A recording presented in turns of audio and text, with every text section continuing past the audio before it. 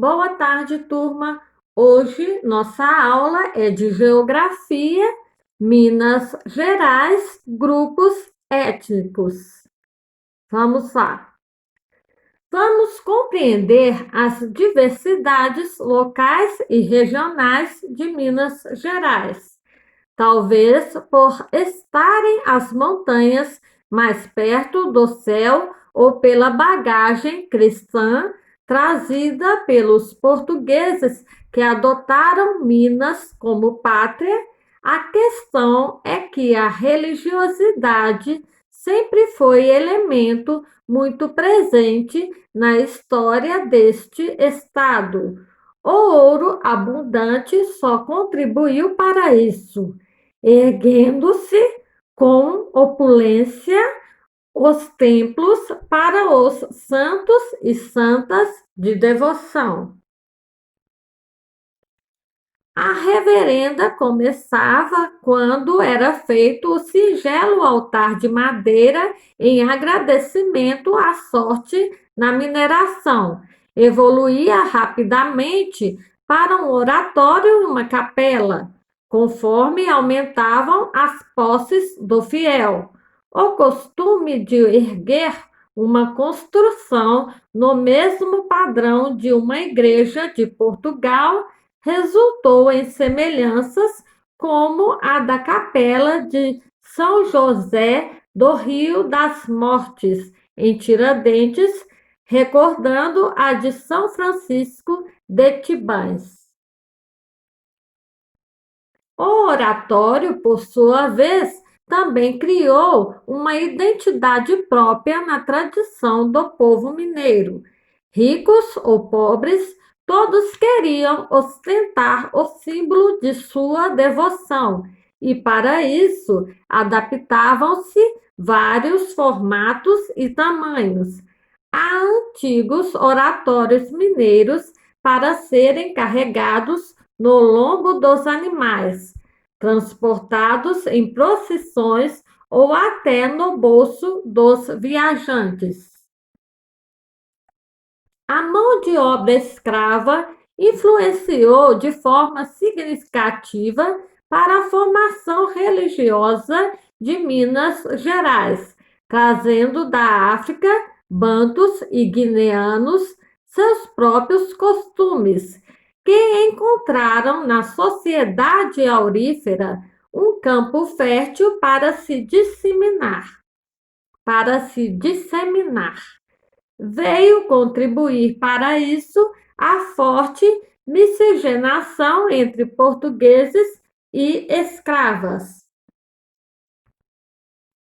De acordo com o historiador Diogo de Vasconcelos, nos primeiros anos do século XVIII, os registros das antigas paróquias acusavam a proporção de 10 nascimentos legítimos para 100 ilegítimos. A população mestiça e negra era praticamente maioria. Em 1720, a capitania de Minas Gerais abrigava cerca de 250 mil habitantes, calculando-se 100 mil brancos, 100 mil mulatos e 50 mil escravos. A cidade de Mariana. Aos mulatos pobres cabiam ocupações como a pintura, a música, a escultura, tidas como menores.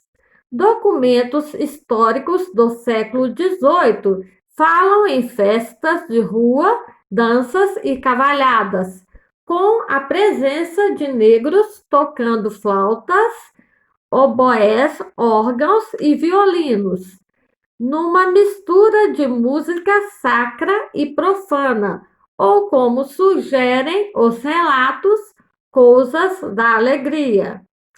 Essas experiências de sincretismo religioso podem ser observadas até hoje nas festas folclóricas de dezenas de municípios mineiros em danças como o candomblé, origem do candomblé, e a cavalhada, por exemplo.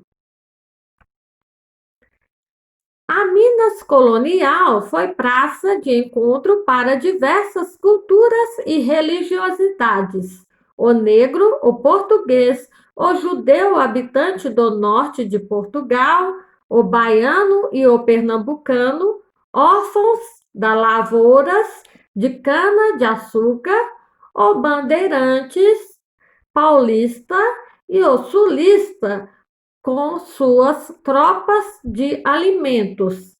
Todos estavam de passagem e acabaram deixando heranças, traços de mineirice que se perpetuam.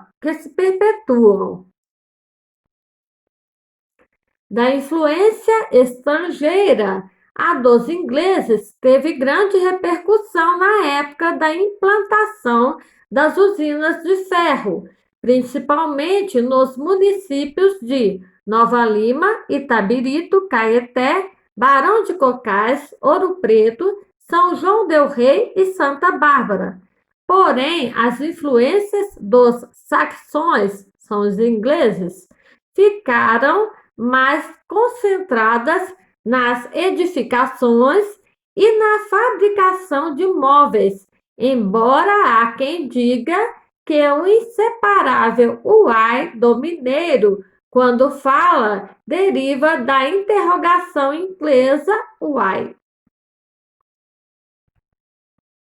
Lendas e superstições são comuns a este povo, disperso pela imensidão do estado.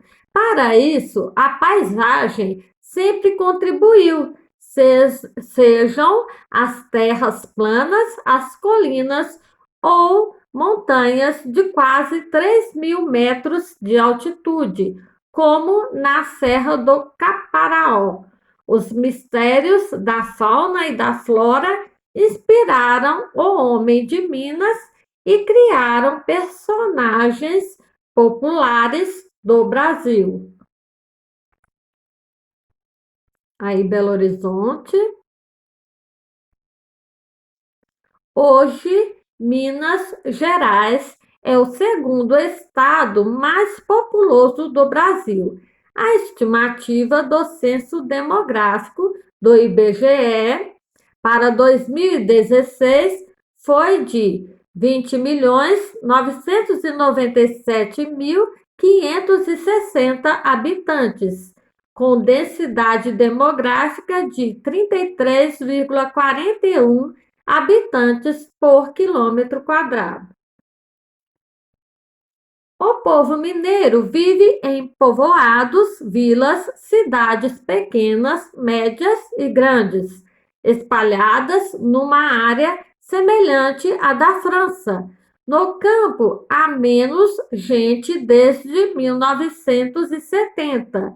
Em 1940, 4 entre 5 mineiros moravam no campo. Hoje, o progresso tornou os mineiros muito mais urbanos e quase 75% da população mora nas cidades, em decorrência, sobretudo, do forte processo de industrialização ocorrido na década de 70. Aí as montanhas, né? Cercados por serras, os mineiros são conhecidos como povo montanhês. Muita coisa da vida mineira se explica pelo fato de Minas ser um estado central. Isolar Minas do mar foi ideia do governo português para esconder o ouro da província, impedir o contrabando desse metal e evitar a saída dos lucros da mineração para outra parte que não fosse Portugal. Maria Helena de Polastri. Isso explica também a formação étnica do povo mineiro, que se deu pela miscigenação dos índios que habitavam a região das Minas com os portugueses. Os primeiros que para lá acorreram em busca de metais preciosos. Mais tarde, com outros estrangeiros que a eles vieram se juntar. Depois, com os negros e com brasileiros de outros estados, cearenses, baianos, pernambucanos, entre outros, que também iam sendo atraídos pela possibilidade de riqueza. Assim, brancos e negros, índios e mestiços, senhores e escravos, sobre o mesmo pedaço de terra e falando a mesma língua, constituíram o território nacional. Em Minas, a civilização urbana se formou estimulada pelos signos da grandiosidade, a fartura de riquezas naturais, a eloquência da luta pela liberdade e a força da fé. Guia de Turismo Ecológico de Minas Gerais. A miscigenação. Aí temos, né, o branco, o negro e o índio, que são as etnias básicas, né? Podemos ver aqui, ó, branco, negro, índio. O branco com o negro, né, dá origem ao mulato ou crioulo. Já aqui, o índio com o negro deu origem ao cafuso, né, mestiços ou pardos. O índio com o branco deu origem aos mamelucos ou caboclo. Então, são as etnias básicas, né, que são branco, índio e negro, e os mestiços ou pardos, que são o resultado da miscigenação. Mestiço brasileiro, nosso povo, nossa etnia, nação mestiça, né? Aí o mameluco, a mulata, o cafuso, né? Que são origens dessa mistura de raças, que também em Minas, né, ocorreu também como foi, né, em todo o Brasil. Dessa miscigenação resultou uma sociedade culturalmente muito rica, com traços físicos muito diversos. Esse povo, em geral, tem em comum uma personalidade forte, idealismo, coragem, espírito de liderança, alma sensível e religiosa. A criatividade é uma qualidade histórica, acompanha a trajetória desse povo e está presente na música, na literatura, nas artes plásticas e cênicas, na arquitetura, na culinária, nas manifestações populares e folclóricas. A imensidão do estado permite uma caracterização regional das qualidades do mineiro. Para Gustavo Capanema, no do Sul, a calma, a paciência, a serenidade. No da Zona da Mata, a bravura, a dureza, a teimosia, a energia, a pugnacidade. No das montanhas e da mineração, o idealismo, o sonho, a filosofia, o quixotismo. Então, são características, né, resultantes, né, da mistura do povo de Minas Gerais. Todas estas qualidades conferem a essa gente tão especial um forte referencial, o ser mineiro, seja o sertanejo das Gerais, o barranqueiro do Rio São Francisco, o índio e todo esse povo que conquistou serras e vales, rios e planaltos. Agora copie em seu caderno de história as perguntas e responda. Como o oratório criou uma identidade na tradição do povo mineiro? Qual influência que a mão de obra escrava trouxe para Minas Gerais? O que é miscigenação? No século XVIII, quais as raças que eram maioria em Minas Gerais?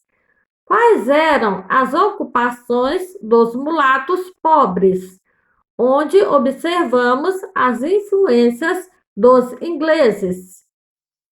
Que aspectos da paisagem mineira inspira as lendas e superstições? Como vivem os mineiros nos dias atuais? O que atraía os estrangeiros para Minas Gerais? O que você mais gosta em Minas Gerais e o que você gostaria que tivesse em Minas Gerais? Até nosso próximo encontro. Estude sempre. Espero que tenham gostado da aula. Como sempre, estou à disposição para esclarecer as dúvidas. Beijos. Até breve.